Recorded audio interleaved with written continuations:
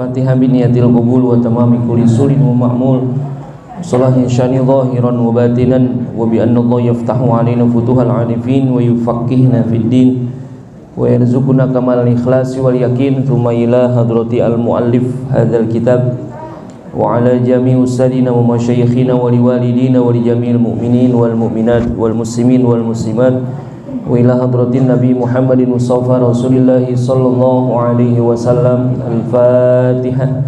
A'udzu billahi minasyaitonir rajim. Bismillahirrahmanirrahim. Alhamdulillahi rabbil alamin. Arrahmanir rahim. Maliki yaumiddin.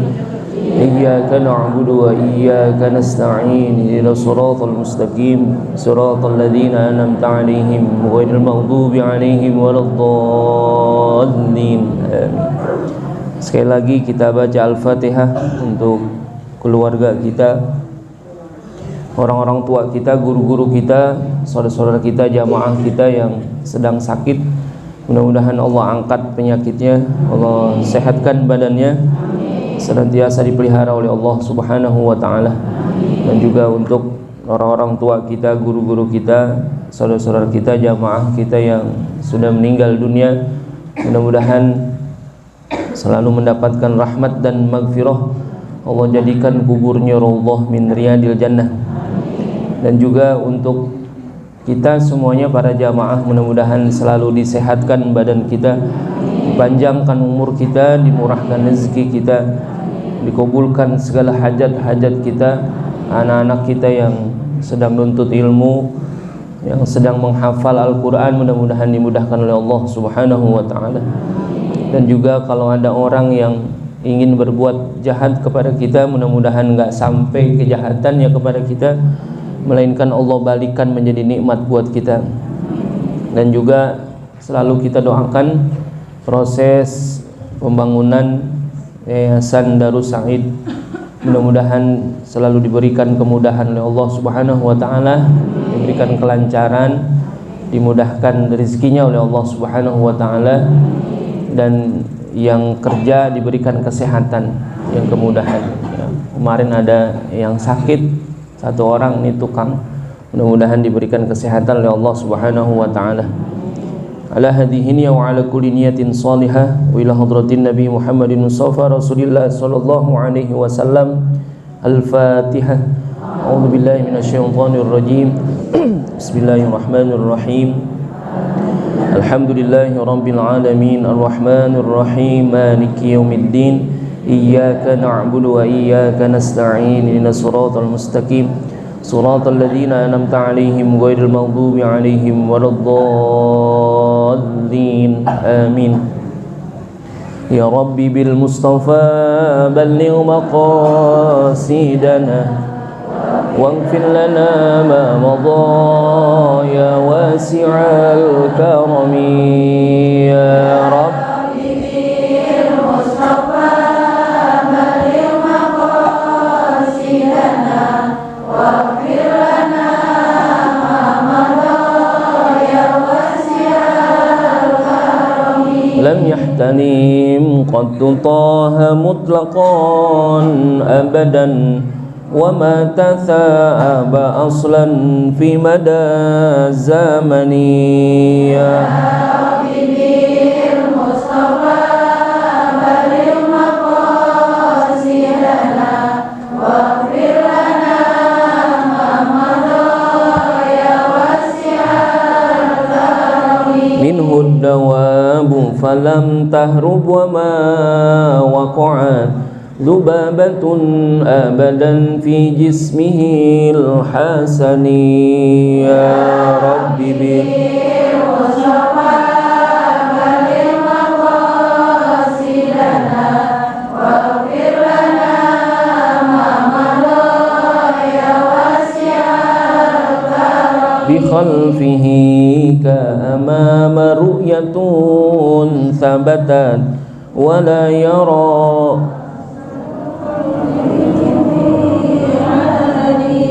Ya Rabbi bil Mustafa balligh maqasidana waghfir lana ma madha ya wasi'al قلبه لم ينم والعين قد نعست ولا يرى زله في الشمس ذو فطن يا رب بالمصطفى بلغ مقاصدنا واغفر لنا ما مضى يا واسع الكرم كتباه قد عالتا قوما إذا جلسوا عند الولادة صف يا ذا بمختتني يا رب بالمصطفى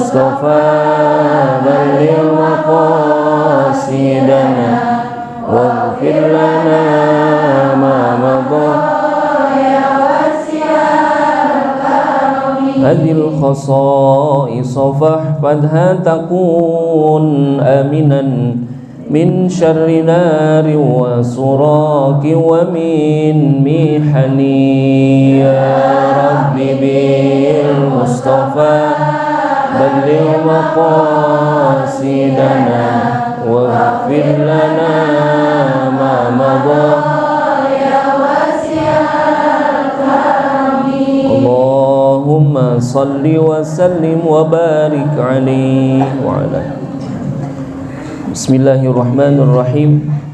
Alhamdulillahi rabbil alamin wassalatu wassalamu ala asyrafil anbiya'i wal mursalin wa ala alihi wa sahbihi ajma'in.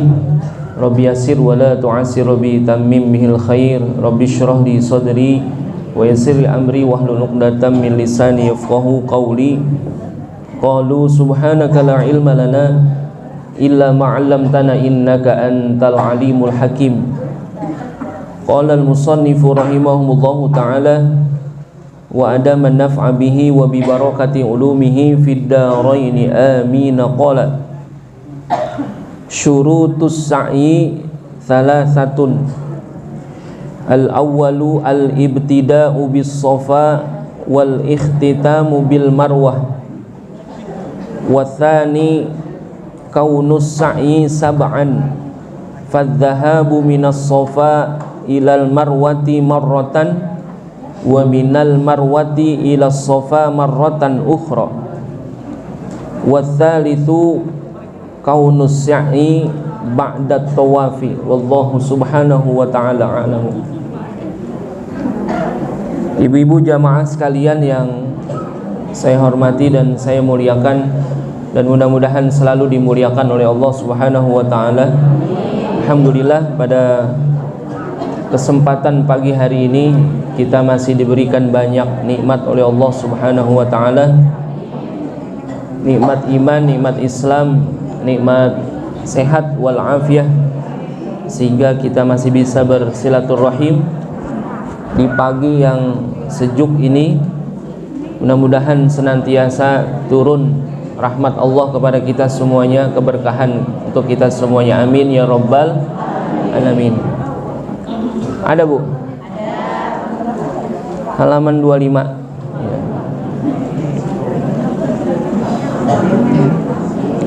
Sehat ya Bu? Mudah-mudahan semuanya pada sehat. Terima kasih buat ibu-ibu yang sudah berbagi. Biasa kalau pagi-pagi udah ada yang ngetok pintu, ada yang bawa apa tahu dah. Unti cuman kagak ada yang bawa, unti sama gemplong gak ada yang bawa.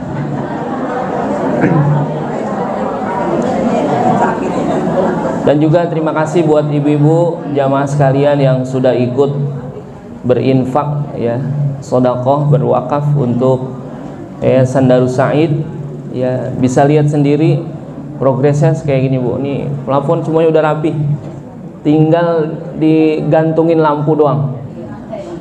Insya Allah lampunya pakai Patromak, lagi dipesen ya. Ini mah ngasih tahu doang, plafonnya udah jadi, cuman lampunya belum ada gitu ya. Ya lampunya sekitar 27 juta insya Allah Bu. Keramik 140 juta gitu. Kali aja pulang dari sini nanggok dapat segitu ya. Bu, terima kasih juga. Ini bangku saya baru. Nah, ada yang nganterin bangku, enak ya. Kemarin bangkunya udah tumila mulu, nah, sekarang mah enak, udah bersih, enak gitu ya. Mudah-mudahan sehat. Insya Allah pertemuan kita tinggal beberapa hari lagi. Sebagai informasi saja, nanti kita tawakuf tanggal 5 Maret ya, 5 Maret ya Bu, tanggal 5 Maret. Yang tadinya mau tawakuf di akhir Februari ya, tapi akhirnya dimundurin jadi tanggal 5 Maret 2023. Insya Allah masih ada waktu beberapa hari lagi masuk Ramadan. Jadi tanggal 5 ya Bu, kita tawakuf. Insya Allah semuanya sehat ya. Tawakuf bukan berarti berhenti ngaji ya, hanya sementara kita tawakuf menghadapi bulan suci Ramadan. Dan sebagai informasi saja Bu, ini perlu diperhatikan, mohon maaf, pengajian kita setiap tahun ya, hampir ini pengajian udah berapa tahun ya. Saya ingat dulu pengajian tibang 5 orang ya, 5 orang, 10 orang.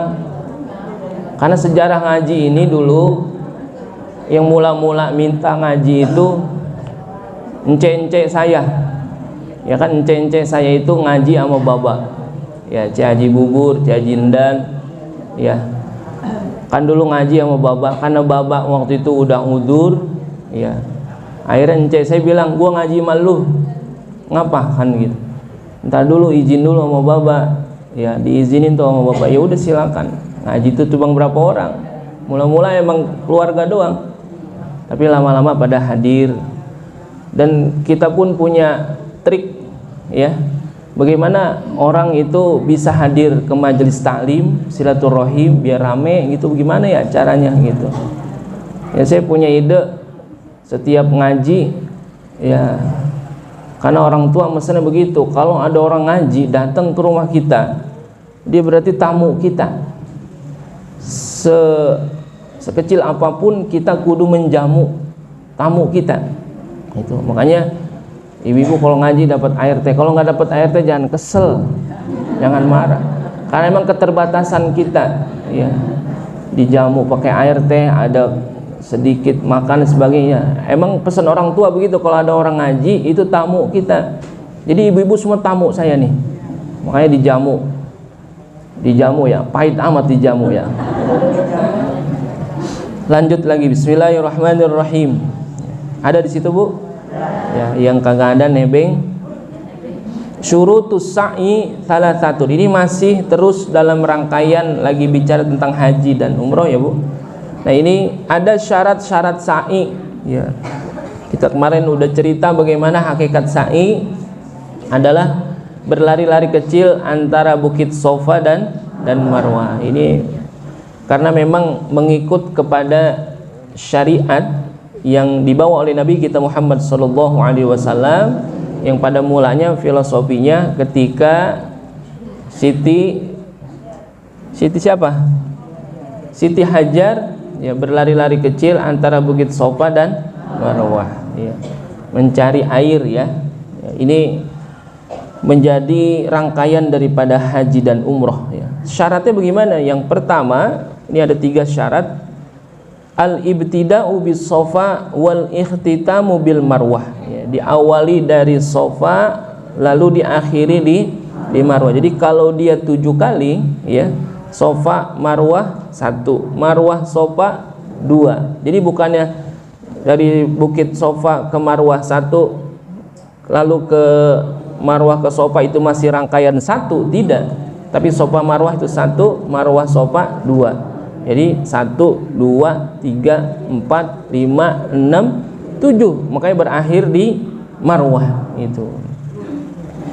Ibtida'u bis Sofa wal ikhtitamu bil Marwah. Ya, nanti kelihatan tuh ya, udah ada tandanya ya, tempat di mana kita sa'i, ada tulisannya ini Sofa, ini Marwah itu. Memang sa'i kita yang sekarang itu adanya udah di lantai 2 Bu.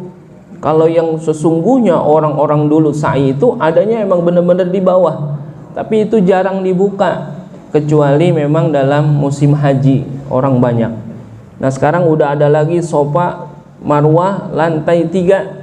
Itu bukan orang jalan kaki tapi untuk yang berkendaraan, ya naik skuter itu di lantai 3. Watsani kaunus sa'i sab'an, ya bahwasanya keadaan sa'i itu adalah 7 kali, maksudnya fadzahabu minas Safa ilal marwati marratan wa minal marwati ilas Safa marratan ukhra.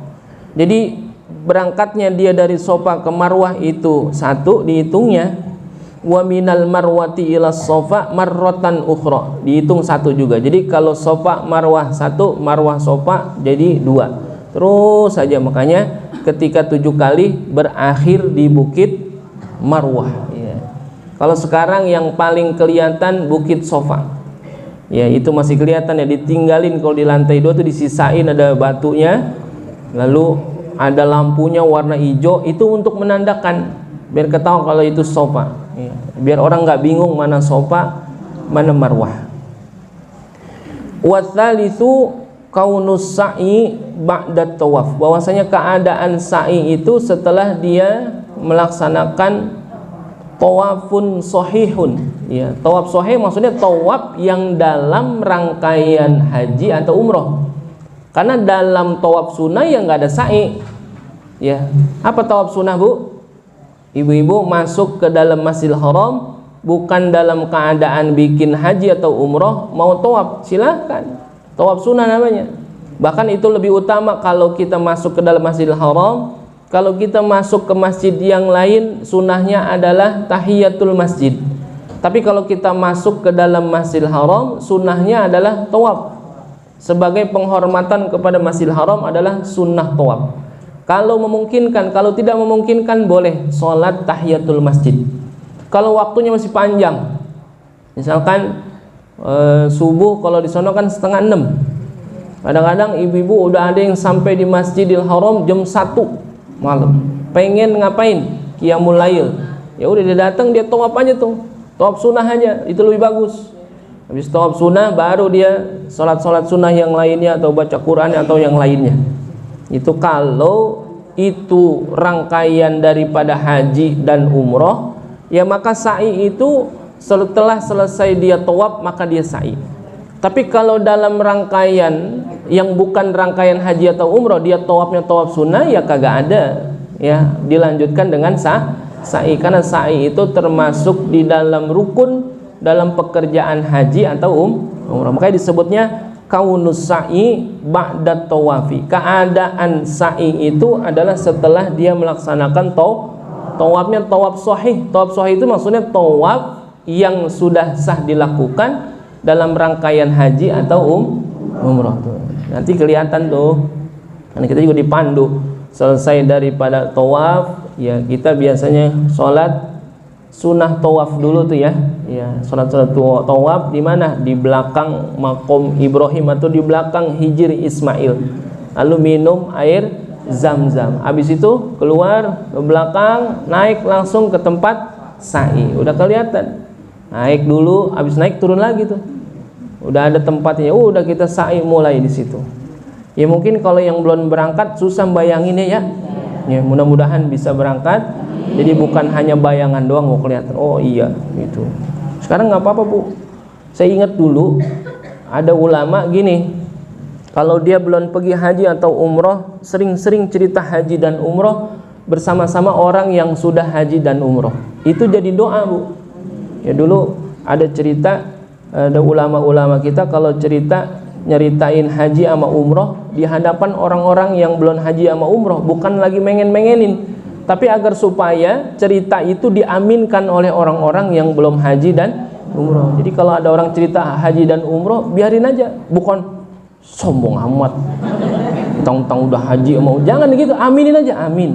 Kalau kita ngikut, kita iyain aja gitu. Tahu kan pasar seng? Iya, pokoknya iya. Pasar seng, udah kagak ada pasar seng mah ya. Kan kita tahu kan mispalah, iya udah iya, amin. Gitu aja aminin. Maksudnya apa? Jadi doa gitu. Ulama-ulama kita begitu dulu. Nggak apa-apa kita emang belum pernah, belum tahu kayak bagaimana, tapi ada orang yang cerita begitu, amin. Diaminin tuh. mudah-mudahan ketika kita amin itu bagian daripada malaikat lagi pada turun mengaminkan doa kita, diijabah kita besok berangkat. Amin. Itu ya Bu. Jadi kaunus sa'i ba'da tawaf. Jadi orang sa'i itu setelah selesai pada tawaf itu syarat sa'i. Ya dikit ya timbang 3. Jadi keadaan orang yang sa'i seperti itu hakikatnya. Ya.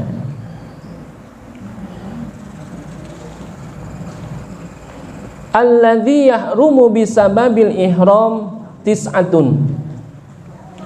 Adapun yang diharamkan ya, karena sabab ihram itu ada 9. Jadi orang ketika sudah berihram, baik itu ihram haji ataupun ihram umroh, maka diharamkan yang 9 ini ya. Jadi ketika dia melaksanakan haji atau umroh, biasanya dia berihram tuh, niat berihram dari miqat ya. Ketika dia mau memulai daripada rangkaiannya, maka dia berihram ya. Makanya disebutan ihram itu adalah pengharaman gitu ya.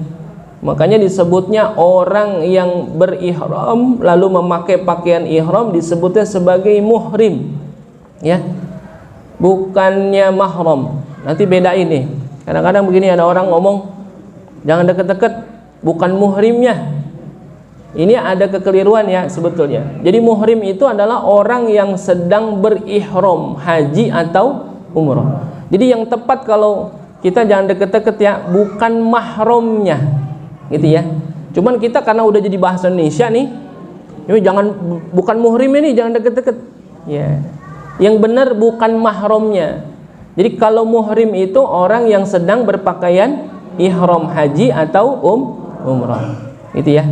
Jadi kalau bisa dilurusin ngomongnya, jangan salah, kan udah ngaji.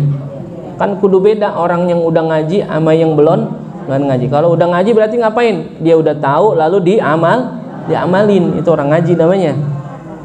Jadi bukannya muhrim tapi mahram. Tapi kalau ada orang yang sedang berihram haji atau umrah itu namanya muhrimun, sedang berihram haji atau umrah pakai pakaian ihram. Jadi kalau yang diharamkan itu mahram, ini bukan mahramnya. Itu yang mahram. Dan jadi alladzi yahrumu bisababil ihram tis'atun. Ini yang diharamkan ketika dia sedang berihram, dengan sebab ihramnya itu ada 9 hal. Jadi orang kalau sudah niat haji atau umroh ya, sudah berihram dia dari miqatnya ya, biasanya memang kita kalau haji sama umroh itu mengambil miqat di tempat-tempat yang sudah ditentukan ya. Nanti kan ada miqat zamani, ada miqat makani ya. Kalau miqat makani berkenaan dengan tempatnya ya, ada yang ngambil di masjid mana, Bir Ali gitu, atau ada juga yang di Ji'ronah, atau yang paling dekat dari Mekah ke Tanim biasanya.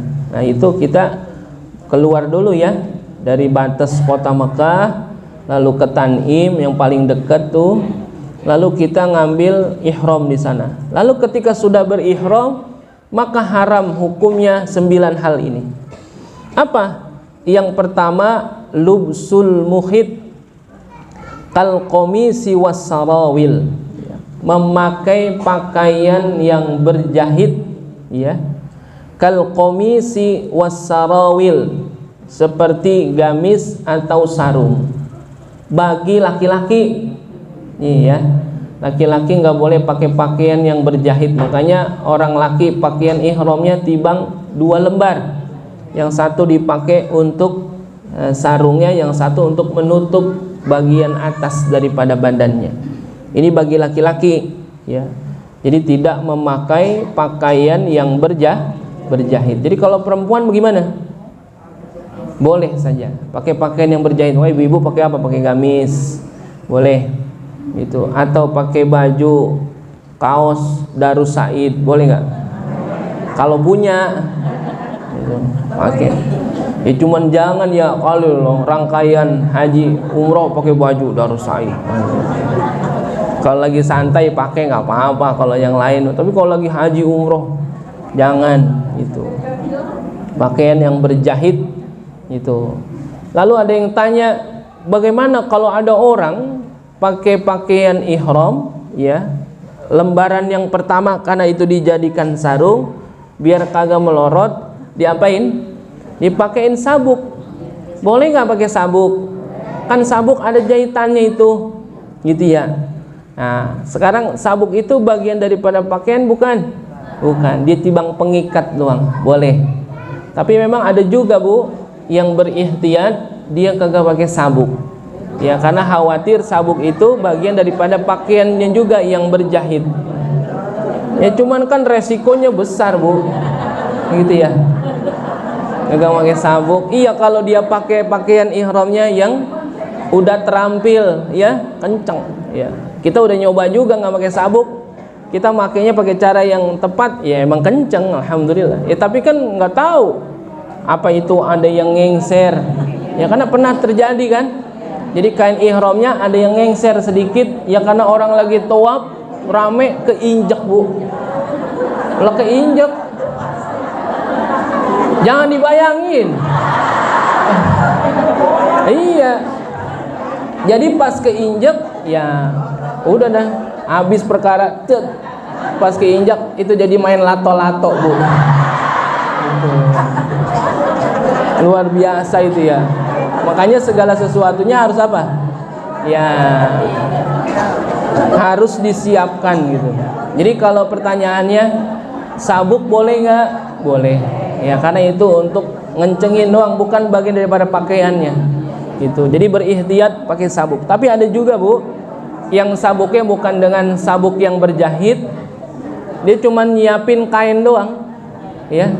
Cuma nyiapin kain doang. Seperti sabuk itu buat iketan doang. Jadi nggak ada jahitan, itu memang benar-benar bahan dipotong itu untuk dia sabuknya gitu. Karena berihtiyat katanya, karena sabuk itu juga berjahit. Oh ternyata tidak. Menurut pendapat ulama boleh pakai sabuk dalam rangka mengamankan lato-lato. Jadi lubsul muhit kal qamisi was sarawil. Jadi jangan pakai pakaian yang berjahit bagi laki-laki nih. Kalau perempuan boleh. Lalu yang kedua, taghtiyatur ra'si minar rajuli wal wajhi minal mar'ati. Ya, menutup kepala bagi laki-laki, wal wajhi minal mar'ati, dan mukanya bagi perempuan. Jadi kalau orang laki tidak pakai penutup kepala, gitu. Dia nggak pakai peci atau yang lainnya. Kalau orang perempuan tidak menutup wajahnya, ya tidak ditutup tuh. Tapi ada khilafiyah menyebutkan bagaimana kalau orang perempuan pakai niqab, ya pakai niqab yuk, cadar. Memang niqab itu di dalam madhab Syafi'i hukumnya sunnah Bu. Jadi orang perempuan kita nih dalam madhab Syafi'i, ibu-ibu tuh pada pakai niqab tuh sunnah hukumnya. Tapi nanti ketika sholat dibuka. Karena apa? Dalam mazhab Syafi'i orang yang sholat sujud itu nempelin hidung sunnah hukumnya. Ya, hidung itu kudu nempel. Jidat wajib, hidung sunnah. Bagaimana yang pesek? Ya ada juga kan hidungnya namanya tempelin juga. Kalau ada orang sholat dalam mazhab Syafi'i pakai niqab, hukumnya makruh doang. Makruh. Jadi kalau ada orang yang pakai niqab nih, pakai cadar, ketika sholat pun dibuka juga, karena sunnah nempelin hidung, yang wajib nempelin jidat. Lalu bagaimana ketika dia berihram pakai niqab, sedangkan dalam ihram itu ada larangan, yaitu apa? Taghtiyatur ra'si minar rajul wal wajhi minal mar'ah. Orang laki tidak menutup kepalanya, orang perempuan tidak menutup mukanya. Tapi dalam khilafiyah dibolehkan ibu-ibu atau orang perempuan menutup wajahnya ketika sudah berihram karena khawatir fitnah. Ya. Ada orang misalkan terlalu cantik, ya, sehingga ketika ada orang yang melihat timbul syahwat dan timbul fitnah, maka ditutup boleh. Atau ketika dia khawatir ketika sudah berihram nanti akan berinteraksi dengan orang laki, ngobrol dan lain sebagainya, sehingga dia khawatir akan timbul fitnah, maka ditutup boleh juga. Tapi pada umumnya dibuka. Lalu bagaimana dengan orang yang pakai mata kaca? Kacamata. Ya kan ada ya. Orang sudah berihram lalu pakai, kata memang di sana di bulan-bulan tertentu cuacanya sangat terik. Lalu kita biasanya orang-orang Indonesia kalau pergi haji umroh pada pakai kacamata hitam, nako dipakai, lebar kan? Ada yang kacamatanya lebar banget dipakai. Itu bagaimana? Apakah kacamata itu bagian daripada penutup wajah? Nah ini tidak. Jadi boleh orang yang sudah berihram pakai kacamata. Walaupun misalkan itu dianggap kacamatanya terlalu lebar sehingga menutupi sebagian daripada wajahnya, ini dibolehkan. Tapi guru-guru kita ngingetin kalau kita lagi haji atau umroh, upayakan jangan pakai kacamata hitam sekalipun jerorongan. Apa jerorongan? Panas yang begitu luar biasa. Karena apa? Kata guru-guru kita, kalau kita lagi haji atau umroh itu panas yang menerpa kita, debu yang nempel ke badan kita, itu semuanya daripada rangkaian ibadah kita. Biarin aja, buka aja. Dan gitu. Makanya kita kemarin masuk, jangan bawa apa-apa kecuali kacamata hitam boleh dibawa, yang lain ditinggal aja di hotel. Saya memang kagak bawa kacamata hitam, kan itu. Karena emang saya ingat ya guru kita tuh, termasuk guru kita Kiai Haji Abdul Hakim, beliau waktu ngingetin, disuruh jangan pakai ditutup-tutup, udah buka aja, walaupun debu, walaupun sinar matahari yang begitu panasnya, nikmatin, itu adalah tanah haram. Ya, itu rangkaian ibadah haji kita, nambahin daripada pahala kita. Kalau kita kan, ya emang kalau di sana memang kontan nggak? Iya kan, di sana kan tanah haram, kita nggak boleh apa? Jangankan perbuatan, i'tiqad yang salah saja bisa jadi masalah gitu. Bawa kacamata hitam, soalnya kan panas, silo, udah pasti kita silo aja bawaannya. Tapi kalau kita dari sini nyatin bismillah karena Allah, insya Allah apa? Enak adem gitu. Ya makanya namanya juga tanah haram ya Bu. Ya, jadi apa-apa ya kita jangan, bukan berarti di tanah haram doang. Di sini juga begitu, kita jangan berperilaku yang salah gitu. Jadi kalau di sana emang luar biasa gitu. Mau bareng nggak pulangnya? Enggak, sendiri aja. Ya tibang situ kan hotel kita di situ, udah ntar gue belakangan aja. Dari Johor nyampe di hotel jam 11 malam. Gitu ya. Emang ada ini apa? Di dalam hati, ya ilah hotel kita kan itu. Udah duluan aja, ntar saya belakangan sendiri. Ilokan kurang deket banget kan gitu. Dari Johor Bu, jam 11 malam baru pulang. Kemana aja? Dia mau ngomong keder, dia malu. Kalau tadi ketemu temen terus sono belanja, kali belanja sampai lusuh gitu. Orang pulang belanja menggirang, ada belanjaan itu muka gitu, cerumus begitu makanya. Ya makanya gitu ya, jangan apa takabur gitu ya. Tibang segitu doang kan gitu kita kata. Jangan. Jadi menutup kepala bagi laki-laki, lalu menutup wajah bagi perempuan.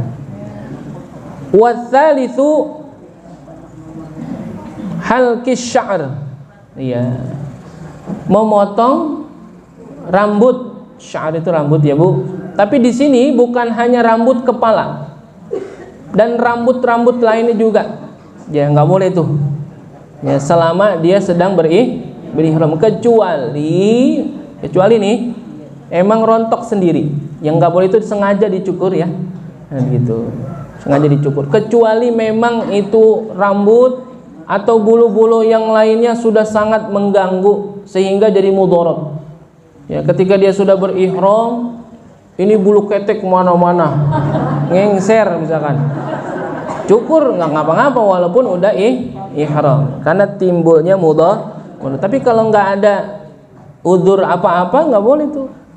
Bukan hanya rambut kepala ya, di sini disebutnya halqus sya'r, utamanya memang rambut kepala, tapi rambut-rambut yang lain juga. Ini ada larangan ketika dia sudah berihram haji atau berihram umrah gitu. Makanya kita kalau mau melaksanakan haji atau umroh, yang ketika akan berihram ya sudah ngapain? Udah rapi-rapi, udah berberes semuanya gitu ya. Makanya nanti bagian daripada fitrah kesucian ya, dalam hadis Rasulullah SAW, al-fitratu khamsun, fitrah kesuciannya manusia itu ada 5. Salah satunya adalah mencukur rambut dan mencukur natful ibit ya. Natful ibit itu apa? Ketiak. Itu batasnya Bu, kata Nabi 40 hari ya. Kata Nabi 40 hari. Kalau lebih daripada 40 hari tidak dipotong berarti makruh, dapat kemakruhan. Ini di luar daripada haji atau umroh ya. Kesucian kita memang mesti dijaga. Salah satunya natful ibit, itu mencukur bulu ketiak. Dan juga al-istihdad. Istihdad itu mencukur bulu kemaluan juga Bu. Itu sunnah juga. Batasnya 40 hari. Kalau lewat daripada 40 hari dapat kemakruhan. Jadi sering-sering bersihin gitu. Tapi motong sendiri Bu, jangan ke salon. Kalau rambut ya ke salon. Kalau Bu mau kemana? Mau ke salon ngapain? Motong bulu ketek katanya lah.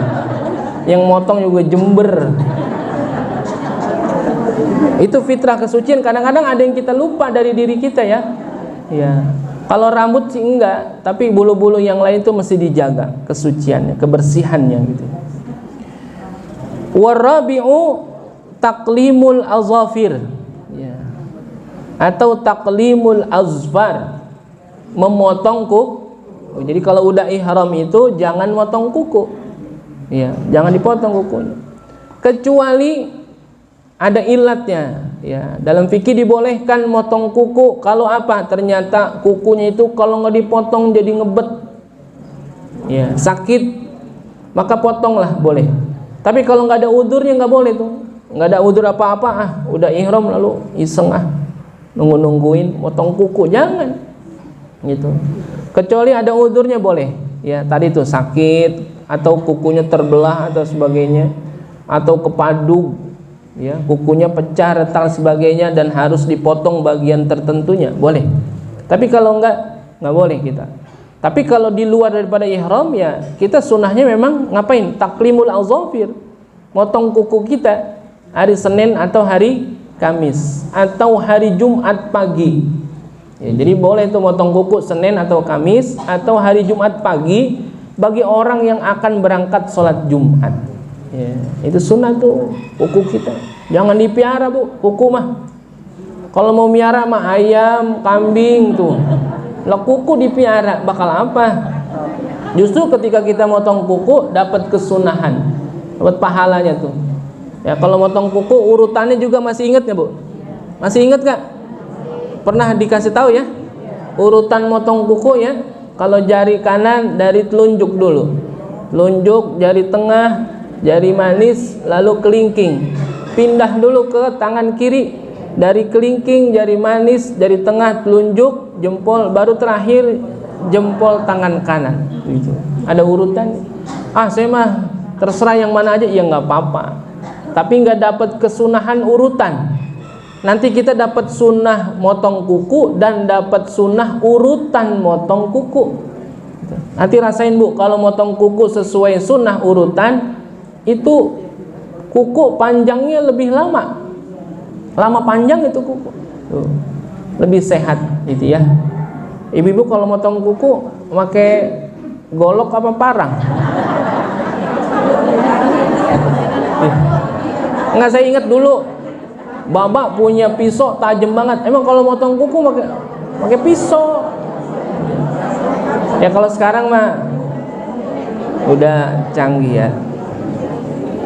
Kadang ada juga ibu-ibu yang motong kuku ke salon. Ya. Manikur, pedikur, apalagi itu. Ya, nggak apa-apa Bu. Lah emang ngapa? Manjain diri emang apa? Boleh. Iya kan? Ibu-ibu boleh nggak ke salon? Boleh Bu. Tapi saya ngeri juga Bu. Ada teman saya, kan dia dikasih tahu gini, kalau bicara sayang sama istri, ya kalau emang ada duitnya, ya manjain istri. Boleh nggak ke salon? Boleh. Tapi ada teman saya sering-sering dideketin ke salon, kupingnya budeg, Bu.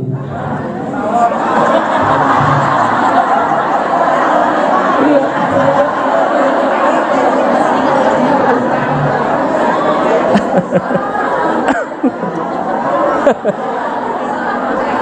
Iya.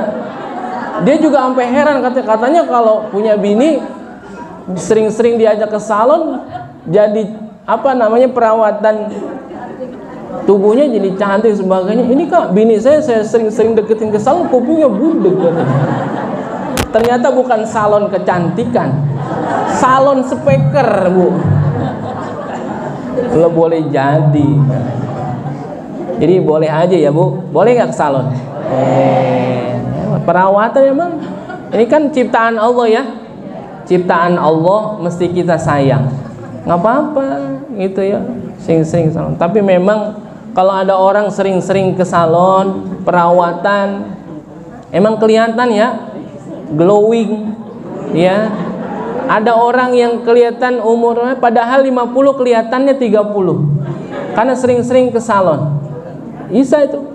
Kalau muka itu masih bisa dibohongin, tapi kalau dengkul kagak, Bu. Iya. Ada orang umurnya 50 tahun sering ke salon, kelihatan 30 tahun, tapi kalau dengkul kagak bisa dibohongin. Iya. Kalau muka masih bisa dirawat, tapi kalau dengkul kagak dah. Ini ngaji baru Fatihah doang, Al-Fatihah biniyadin, udah belonjor. Oh iya, nggak bisa dibohongin, gitu ya. Iya kan. Sekarang mah bukan yang tua doang bahkan. Lah iya. Ini jamaah kita, jamaah bapak ya, laki-laki. Itu ada beberapa orang keluhannya apa? Pinggang. Lah masih muda-muda bener. Kalau ngaji nyari senderan. Iya, nyari senderan gitu. Nggak bisa dibohongin pokoknya. Kalau muka masih bisa dibohongin, Bu. Nggak, kalau kita ngelihat ada orang punya masang status, Masya Allah, mukanya glowing, kita belum tahu, bisa jadi umur. Kalau ngeliat jangan mukanya, ngeliat dengkulnya.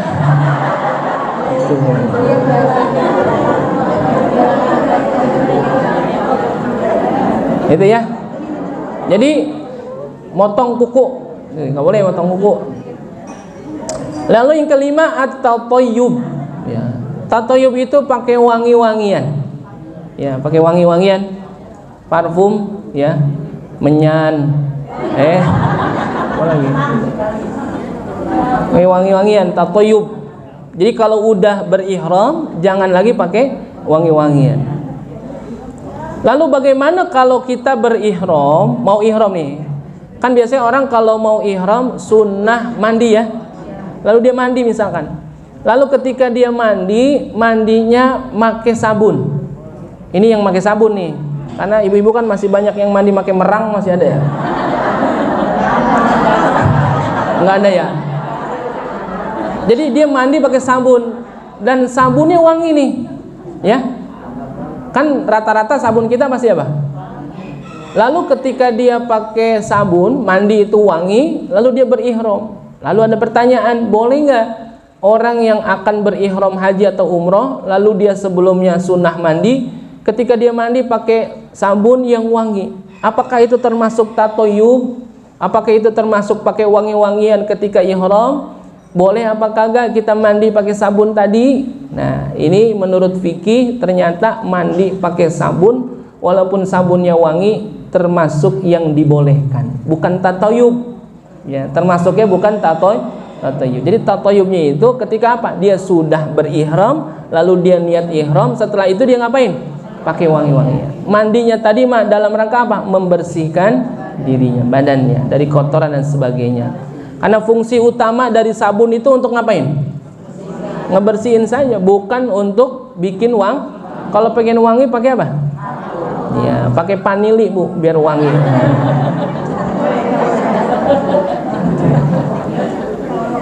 Itu ya. Jadi kalau misalkan ada pertanyaan, boleh nggak orang yang mau ihram itu dia mandi pakai sabun yang wangi? Dibolehkan, gitu. Ya, kecuali sesudah selesai ya, selesai daripada mandinya, lalu dia berniat berihram, ganti pakaian ihram, lalu dia pakai wangi-wangian tatoyub, nggak boleh. Bagaimana dengan pakai deodoran? Ya, wangi nggak? Wangi, tetap nggak boleh ya. Yang termasuk yang tatoyub juga itu, kategorinya tatoyub. Jadi memang ya kita juga akan mendapati ketika lagi haji atau umroh itu, ya makanya bagian daripada ujiannya apa? Itu tadi kita nyium bau, ya, yang mungkin bisa jadi kurang enak, kurang sedap. Apalagi dalam rangkaian haji, kan ihramnya panjang. Kalau umroh mah ihramnya ketika dia tawaf, sa'i, tahallul, selesai udah. Tapi kalau haji kan panjang. Emang berhari-hari dia kagak pakai minyak wangi, bau dan sebagainya. Nah, makanya orang haji, orang umroh niatin jangan punya perasaan yang timbul, wah ini nanti kita ketemu orang ya, kan orang kagak pada pakai minyak wangi, bau kali ya. Enggak usah begitu pikirannya, pokoknya niatnya mau ibadah. Kalau dia ngomong begitu udah pasti di sono yang dia cium apa? Tibang bau ketek doang. Udah selama perjalanan. Nah, itu jangan diniatin. Pokoknya udah niatin karena Allah. Karena memang tatoyub itu sesuatu yang dilarang. Tapi di luar itu bagaimana? Ya di luar itu bahkan sunnah kita. Ya mau sholat pakai minyak wangi, mau ngaji pakai minyak wangi, sunnah tuh. Cuma memang orang perempuan sama orang laki parfumnya berbeda. Kalau orang laki boleh parfumnya kelihatannya sederhana tapi wanginya lebih menyengat, itu lebih utama orang laki. Tapi kalau orang perempuan romannya kelihatannya bagus tapi wanginya harus lebih rendah daripada orang laki. Itu. Ini mau terbalik ya. Kadang-kadang terbalik. Kalau orang perempuan pakai minyak wangi kayak rase. Kenapa? Rasanya udah dimana tahu, baunya kecium masih. Nah, gitu ya. Afdolnya orang perempuan kalau pakai minyak wangi minimal menghilangkan bau badan. Jangan terlalu menyengat, Bu. Kalau orang laki boleh. Gitu. Karena kalau orang perempuan pakai minyak wangi yang model begitu, pasti akan timbul syahwat gitu. Masya Allah ini orang ya baunya enak amat. Nah itu jadi timbul rasa. Jadi tatoyub sunnah. Apalagi mau sholat ya. Orang laki itu mau sholat Jumat, kenapa pakai minyak wangi? Ya itu sholat Jumat adanya siang hari, sedang terik panas. Ya makanya untuk menghindari itu ya pakai minyak wangi, wangi-wangian sunnah tuh ya. Rasulullah pakai wangi-wangi. Makanya kita kalau lagi asyrokol suka ngapain tuh? Minyak wangi dikelilingin tuh, dicolek-colekin minyak wangi. Karena emang Nabi itu suka wangi-wangian. Bahkan kita suka bakar apa? Bukhur. Bukhur namanya ya Bu. Bakar bukhur itu bukan lagi kita apa sih namanya? Percaya dengan hal-hal yang sifatnya mistis. Bukan Bu. Itu bukhur dibakar untuk apa? Wangi-wangian. Kan yang baunya enak. Hawa itu asapnya. Makanya kita sunnah kalau lagi dideketin bukhur diapain? Kita gitu-gituin ya asapnya. Nah, enak gitu. Jadi bukhur itu bukan untuk manggil roh, bukan. Jadi bukhur itu dibakar memang wangi-wangian. Itu. Lalu yang keenam, qatlus saidi. Ya, membunuh binatang. Said. Said itu binatang buruan, Bu. Utamanya binatang yang dimakan dagingnya. Itu ya. Jadi kalau dalam Al-Qur'an disebutkan ya ayyuhalladzina amanu la taqtulus sayda wa antum hurum ya. Jadi dilarang untuk membunuh as-sayd binatang buruan sedangkan engkau dalam larangan, yaitu dalam keadaan berihram. Tapi ulama menyebutkan dalam hadis Rasulullah SAW menyebutkan juga bahwasanya orang yang dalam berihram haji atau umroh dibolehkan untuk membunuh binatang. Ada 5 binatang yang boleh dibunuh walaupun dia dalam berihram haji atau umroh. Apa? Yang pertama yaitu burung gagak, boleh dibunuh. Kalau ada burung gagak boleh dibunuh, Bu. Gitu. Yang kedua burung elang. Itu kalau ada boleh.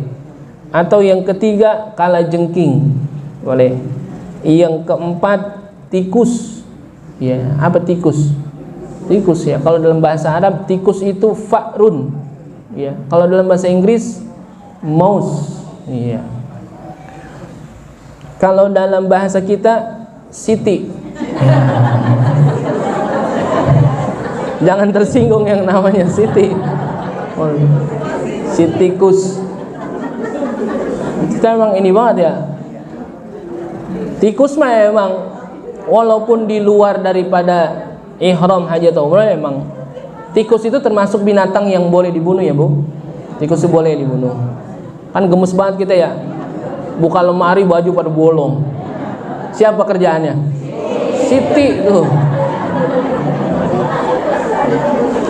Dulu Bu, waktu Nabi Nuh ya, waktu Nabi Nuh bikin perahu ya, Nabi Nuh itu bikin perahu ya. Ketika dalam perjalanannya, ternyata dalam riwayat Nabi Nuh di lautan itu hampir beberapa bulan. Karena memang di perahu Nabi Nuh itu bukan hanya manusia, banyak juga binatang-binatang itu yang dibawa. Ternyata dalam perjalanannya perahu Nabi Nuh itu tali-talinya berputus, bahkan perahunya berbolong, hampir bolong tuh digigitin. Sama siapa? Siti. Akhirnya apa? Nabi Nuh berdoa kepada Allah Subhanahu wa taala agar diturunkan makhluk Allah yang bisa nakut-nakutin Siti. Jangan Siti dah, kagak enak ah. Tikus. Jangan nakut-nakutin tikus, menjadi tikus. Akhirnya apa? Dalam riwayat malaikat itu ngusap perut macan Bu. Ya, perut macan diusap, keluar kucing. Ya, kitun. Ya, kalau dalam bahasa Arab kitun atau hirun atau hirratun. Maka kita kenal ada sahabat Nabi namanya Abu Hurairah. Abu Hurairah itu bukan, kan Abu Hurairah bapaknya kucing. Oh, berarti kucing lahir dari Abu Hurairah? Bukan. Jadi satu hari Rasulullah melihat Abu Hurairah itu sayang banget sama kucing gitu. Bukan berarti dia punya kucing banyak, oh enggak. Ternyata Abu Hurairah dalam riwayat itu sayang bener sama kucing. Ketemu kucing di mana aja dia sayang. Makanya Rasulullah ngelihat itu, sampai ketika saat itu juga Rasulullah namain Abu Hurairah itu dengan Abu Hurairah namanya. Namanya Muhammad. Ya, dikasih nama Abu Hurairah sama Rasulullah karena sayang banget sama kucing. Yaitu bahasa Arabnya kitun. Bahasa Inggris ngikutin bahasa Arab. Ya, sebetulnya orang Inggris nggak bisa nyebut kitun pakai kof dengan to, susah nyebutnya. Orang Inggris nyebutnya cat gitu. Jadi sampai hari ini orang Inggris menyebut kucing itu dengan bahasa Arab sebetulnya, tapi dengan lahjah yang berbeda. Dia sebut cat gitu. Asalnya kitun atau hirratun, kucing. Keluar kucing dari perut macan, lalu apa? Tikus kabur, ada kucing. Dulu, kalau sekarang kucing takut sama tikus. Kucingnya, tikusnya gede-gede banget. Iya.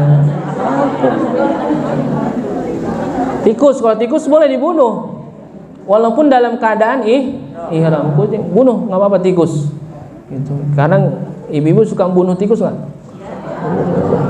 Kita beli racun tikus, ya, lem tikus ya, untuk membasmi tikus.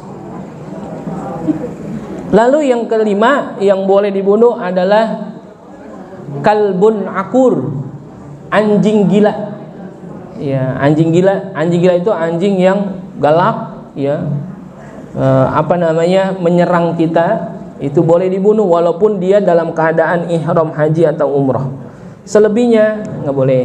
Itu soid itu adalah binatang buruan yang dimakan. Itu ya dagingnya. Jadi qatlus soid itu nggak boleh. Lalu yang ketujuh, larangan dalam ihram adalah aqdun nikah. Ya, aqdun nikah nih. Ya, aqdun nikah itu ada larangan, haram. Jadi nikahnya haram tuh Bu. Ya, nikahnya karena dilarang dalam keadaan orang berihram haji atau umrah. Lagi emang kagak bisa nunggu apa ya? Gitu. Apalagi ihram haji sama umrah. Aqdun nikah dilangsungkan ketika orang masih dalam keadaan ihram haji atau umrah, yang nggak boleh. Itu haram hukumnya nikahnya. Sama ini Bu, nikah sama anak yang masih kuliah itu nggak boleh Bu. Ingetin nih nanti, yang masih sekolah, yang masih kuliah tuh jangan, nggak boleh. Misalkan anak ibu mau nikahin perempuan. Ya, perempuannya masih kuliah jangan. Tunggu sampai kuliahnya selesai. Orang lagi kuliah masih ada dosen masih mau nikah, ntar tungguin selesai dulu. Itu yang bilang. Dan saya bilang, ibu-ibu pada bingung. Ya. Soalnya ada pertanyaan, Pak, boleh nggak nikahin anak yang masih kuliah atau masih sekolah? Saya bilang jangan. Kagak ada takzimnya sama guru, nggak ada takzimnya sama dosen. Saya bilang lagi kuliah. Tungguin dia dulu pulang kuliah selesai, sampai di rumah bikin persiapan, baru nih lah orang lagi kuliah, ada dosennya, ada guru lagi sekolah. Jangan, saya bilang gitu ya, itu nggak boleh. Jadi nikahin anak yang lagi kuliah nggak boleh, Bu, jangan. Jadi nggak takzim sama guru sama dosen gitu. Udah pulang boleh. Tapi kalau emang udah ada, segerakan ya, Bu, segera ini. Kata Nabi yang mesti disegerakan itu adalah nikah. Kalau emang udah ada tuh, kalau udah ada jodohnya, udah ada calonnya, segerain. Jangan ditunda-tunda nungguin apa, kan gitu. Ntar nungguin ini, segerakan. Insya Allah keberkahan Allah ada tuh. Salah satu yang mesti disegerakan adalah menikah. Kalau emang udah ada, udah cukup, gitu ya. Akdun nikah. Tapi dalam keadaan ihram haji umroh nggak boleh. Ya, lagi kuliah, lagi sekolah juga jangan. Lagi ngaji juga jangan juga dah. Ribet. Yang kedelapan, yang dilarang dalam ihram haji atau umrah adalah al-jima. Apa jima? Berhubungan badan suami istri ya, jima tuh. Nggak boleh, diharamkan gitu. Yang kesembilan, yang terakhir, al-mubasyaratu bi syahwatin. Mubasyarah itu artinya bersentuhan bi syahwatin, walaupun tidak jima. Ya, makanya orang yang pergi haji sama umroh, suami istri berangkat bareng, itu ujiannya besar sekali, Bu. Ya, ujiannya besar. Besarnya di mana ya? Karena dia mesti sama-sama terus. Ya, ya namanya orang nempel, laki sama perempuan. Kalau emang setrumnya masih kuat dan redet, hanya ujiannya besar tuh, pahalanya juga besar kalau dia bisa menahan dirinya. Jadi al-mubasyarah bisyahwah itu dalam haji dan umrah, ketika dia ihram haji umrah nggak boleh, gitu ya. Artinya apa? Bersentuhan dengan nafsu, dengan syahwat. Itu dilarang ketika dia ihram haji dan umrah. Nah, inilah 9 hal yang diharamkan ketika dia sedang berihram. Salah satunya adalah pakai pakaian yang berjahit bagi laki-laki, lalu menutup kepala bagi laki-laki dan menutup wajah bagi perempuan. Lalu yang ketiga, memotong rambut. Yang keempat, motong kuku. Yang kelima, pakai wangi-wangian. Yang keenam, membunuh binatang buruan. Yang ketujuh, akdun nikah. Kedelapan, jima. Yang kesembilan, bersentuhan atau mubasyarah, itu artinya berinteraksi pakai syahwat sekalipun tidak jima. Nah, ini dilarang. Dan bagaimana hukumnya jikalau melakukan salah satu daripada yang 9 ini, insya Allah nanti kita sambung lagi pembahasannya, agak panjang lagi, Bu ya. Udah mau jam 8 ini. Wallahu subhanahu wa ta'ala a'lamu.